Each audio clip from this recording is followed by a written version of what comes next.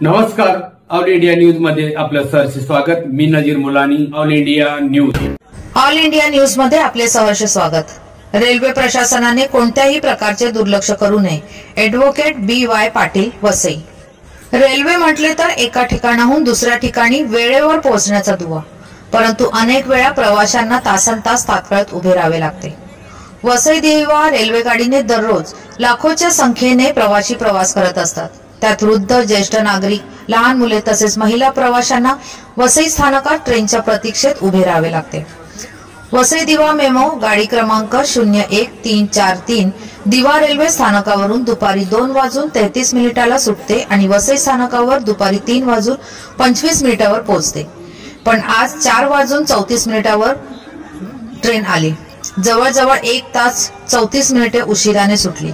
तसेच रोजच्या रोजच उशिराने सुटते, त्यामुळे प्रवाशांचे हाल होत असतात।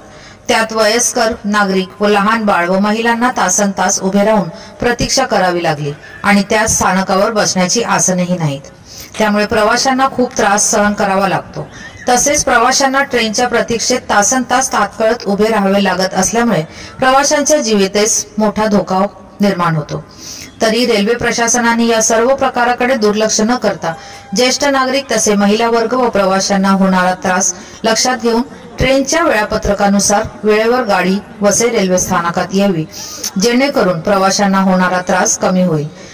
ॲडव्होकेट भालचंद्र पाटील यांनी नजीर मुलानी यांच्याशी चर्चा करून ही सविस्तर माहिती देण्यात आली।